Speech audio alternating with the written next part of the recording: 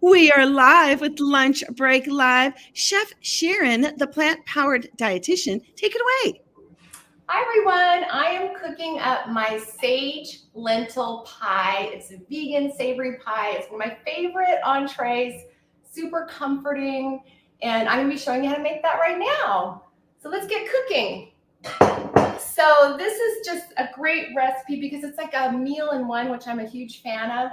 So what I've got going on here is a large saucepan that I've been heating up. You could use a saucepan or like a large pot, to something that will hold all of our filling that we're gonna make. So I'm gonna add a little bit of olive oil and just get that heated in here because we start with the filling. So this is like a lentil veggie filling that goes in the pie, and then we're gonna make a crust on top. So I've got my olive oil here, and I've got one red onion that's diced. You could use a yellow onion, but I love the red onion in this recipe. It adds a really pretty color. So we're gonna add that, and we're gonna get that sauteing. And then I've got 2 cloves of garlic that I've chopped. That's gonna go in there. And then we are gonna add some veggies. Now, I'm a huge fan of mixing it up a little bit. So this recipe has sweet potatoes in it, which I love. This is pure comfort food, but you could swap this out for maybe Japanese sweet potatoes or red-skinned potatoes. But I'm gonna put one kind of a medium sweet potato, an 8-ounce sweet potato in here that's diced. I already diced it up. So we're basically adding that. And then we are gonna add green beans. So I've got, these are frozen green beans. You could use fresh green beans, whatever you have on hand.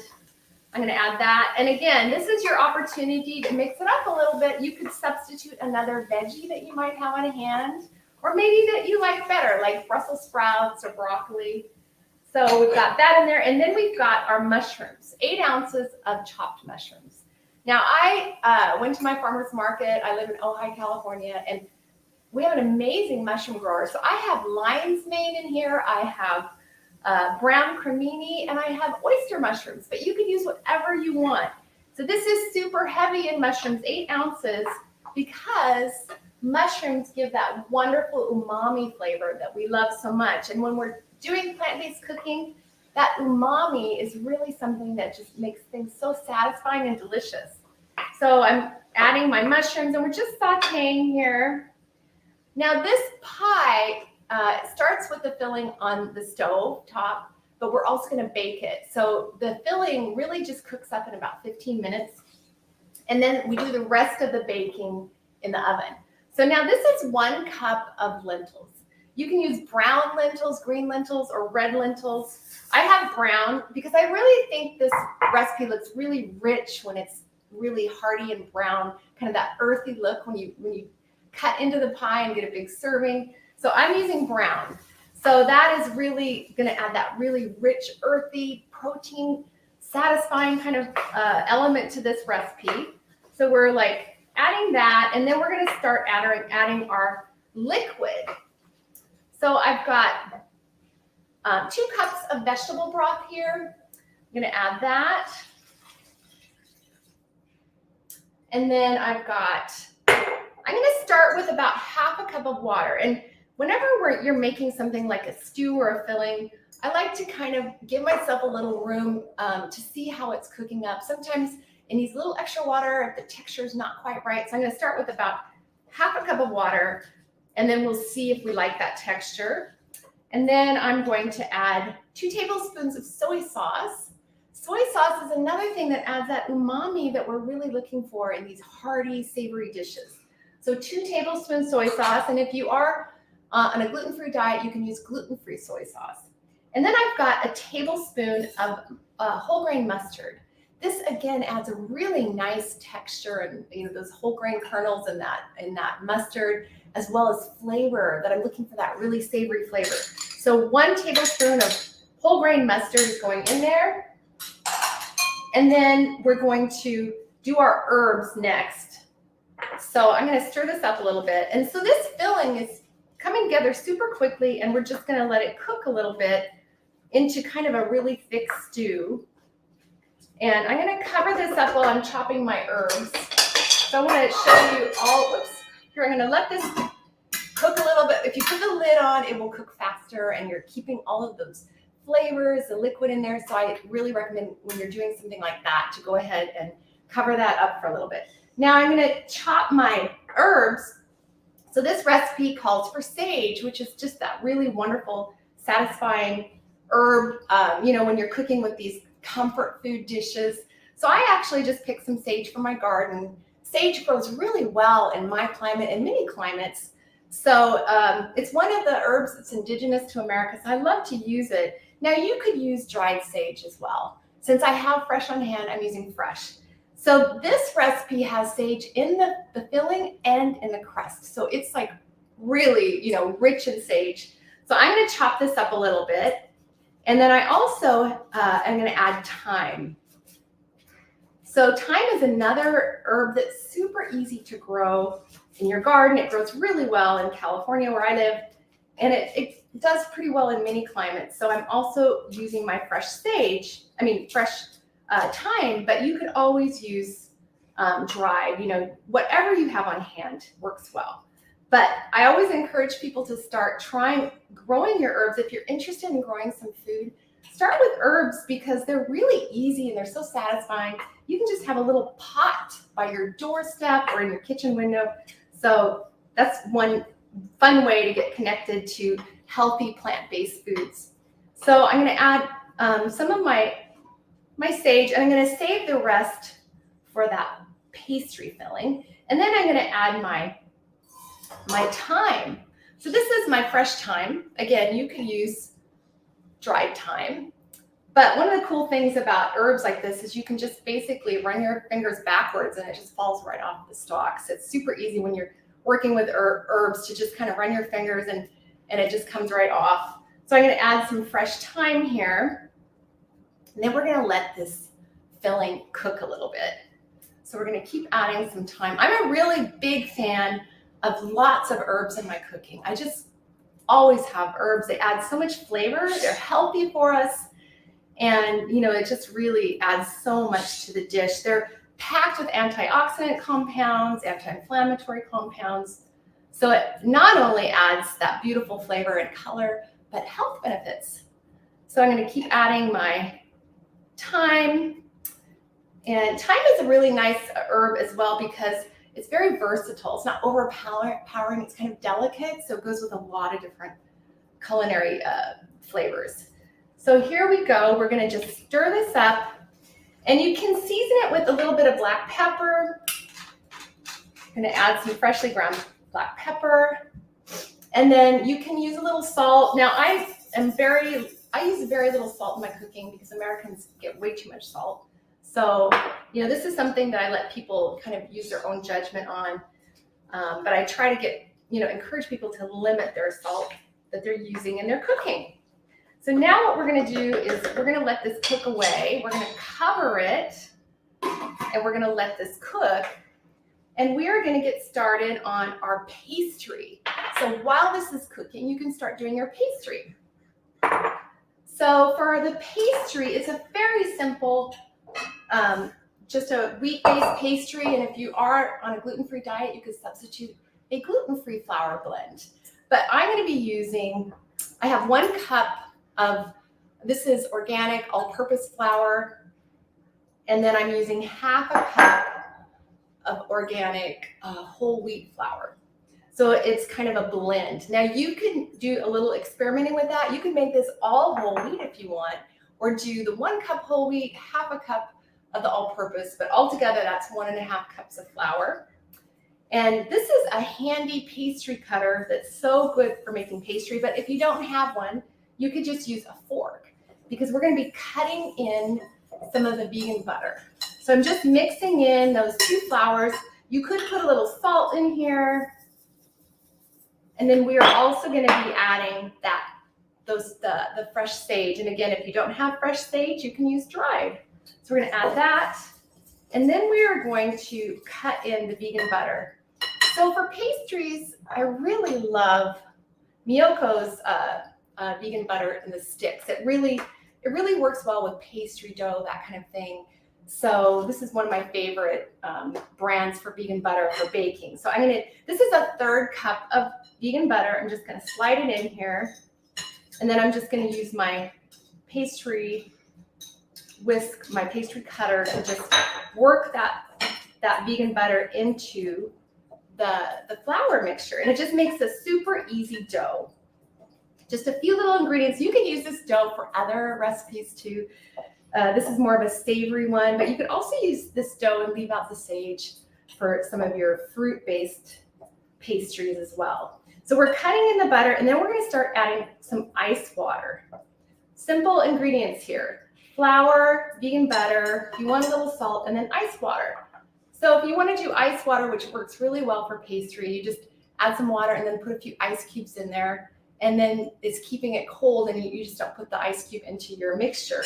So, it just takes like maybe 4 to 5 tablespoons. So what I do is I just add a little bit and work it in.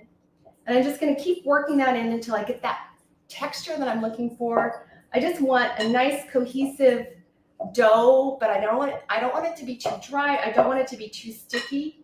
So we're just going to add a little bit at a time until I get to that place that I'm going to like. And you can even start using your hands when you get to that pastry, when you get that pastry to that stage. And then we will turn it out and roll it into our dough. So, one of the great things about making this recipe is you can take advantage of that time while this is cooking to get this going. So it's not that difficult really, but yet I feel like it's such an impressive recipe. So this is a recipe that I love to serve, for holidays or for like a special meal when people are coming over, or like Sunday night dinner with my family, because it's just so beautiful. It's fragrant. It's just so delicious. So it's just one of my favorites. And you can get that recipe at sharonpalmer.com, where I have a lot of my recipes. And I know that it's going to be listed here today too. And I also wanted to give a little shout out for my new book, California Vegan, which I have a lot of my favorite recipes in here, kind of inspired by California. All right, so we look like we're good here. I'm going to use my hands to get the rest of this out. One thing with pastry dough, you don't want to overwork it because it toughens it. So you want to try to be minimal with your handling of it. So we're going to turn this out on this wood surface here. I'm going to add a little flour just so that it doesn't stick. And we're going to roll out our dough. So I'm just kind of working with that pastry to get all those crumbs. It's just the right texture that I want. It's not too dry, but it's cohesive. It's not too sticky, not too dry. It's perfect. And you can actually see the little pieces of the sage in there. And when you bake it, it looks so pretty. So we're going to go ahead and roll that out. And what this does is make one nice big kind of sheet of pastry that can go over your pie. So now this pie that I just made earlier today was an oval pie. So I made my pastry dough oval, but the next one I'm making is going to be circular. So I want more of a circular shape on my pastry. So I'm just using a pastry roller here. I'm just going to roll this out until it's about the size I'm looking for. You could use other herbs in here too, right? Like I think cilantro might be cool, depending on the flavor profile you're going for. Parsley, dill, basil. So it's just something that you can kind of experiment with. And in fact, the pie that I made earlier, so I could show it to you, I totally changed up the flavor profile. I used broccoli instead of green beans, and I used red lentils, and I used turmeric, so it has a different profile. So you could use this basic recipe and then kind of change it up the way you want to. If you're in that mood, you can use what you have on hand. So now I've got my pastry dough all rolled out, and I'm going to set that aside. We're going to see how we're doing with our filling here. Now remember, it doesn't have to be cooked 100% because it's going in the oven and it's going to bake another 20-25 minutes. So that's going to finish up the cooking process. So what I'm going to do now is add a little thickener here. I'm going to take 1/4 cup of plant-based milk. This is oat milk, but you can use whatever you want. And 2 tablespoons of all-purpose flour. This is going to thicken this filling up. Now, if you're doing gluten-free, you could use cornstarch instead of that all-purpose flour. So I'm just going to whisk that together, and this is going to thicken up this nice filling. And we're going to let it bubble, and then we will see what it looks like. So we're going to add that,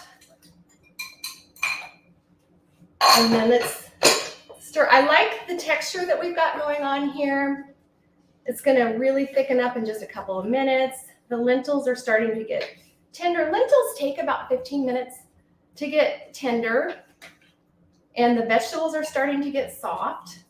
And look at how pretty the colors are. We've got some orange, we've got green, we've got the red onions, those earthy brown shades from the mushrooms and the lentils. So it's thickening up. Very nice. Smells so good too. So as I said, I love this because this is like a one-dish meal, because in one serving you'll have veggies, you'll have protein, you have the carbs from the crust, so it's very satisfying. What I like to do is just serve it with a side salad, just for some extra veggies. So we've got a nice thick texture going on here, and we are going to transfer this to our baking vessel.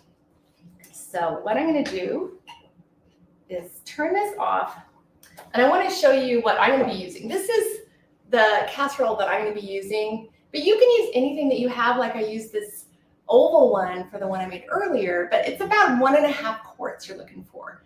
So if you have a casserole dish that fits about 1.5 quarts, then that's a perfect one for you. And then you can shape your pastry topping to the size of that cooking dish. So let's go ahead and work on pouring this in here. So look at that. Doesn't that look great? So that's our filling.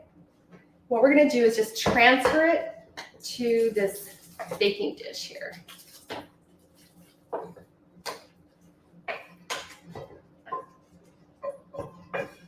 Smells so good. Really yummy. All right. So I'm going to set that aside. So we've got our filling in here. And let's put the pastry on top. Got my filling. And now we're going to put our pastry on top. I want to see, I'm going to roll mine out just a little bit more, because you kind of have to make sure. I like this to be sealed on all of the sides, so that I can actually seal the sides down. And I'm going to roll it out just a little bit more so it covers very nicely. Here we go. That should do it. So we've got a nice pastry sheet, and that's going to go on top. And then you can kind of crinkle the edges the way you like, depending on the size of your pie. Just going to crinkle those edges, and then I'm also going to trim it if I need to. And I'm going to poke some holes in the top of the crust. Those are ventilation holes. So that's going to actually make this so that the pastry lays nicely. So we're going to put some holes in here. Now this recipe would actually be nicer in a little bit of a smaller container. You can see it's ready to go. Poke some holes. Now that's just going to go in the oven at 425 for about 20 to 25 minutes until it's just golden brown. So that's what this looks like. I did this for about 24 minutes. Nice and golden brown, and you can see like some of the gravy comes through, so it's that rustic kind of look. What I like to do is add a little fresh sage leaves on top when I'm serving it, and I actually want to see what this looks like. If we can actually see what this looks like when we cut into it. Wow, this has been the most amazing show. Oh my goodness. And yes, this is a homemade crust. Everything about this is homemade.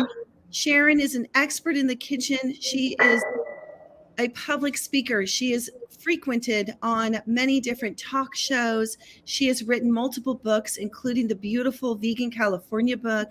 And we're so blessed to have had you in our lunch break live kitchen, in your kitchen.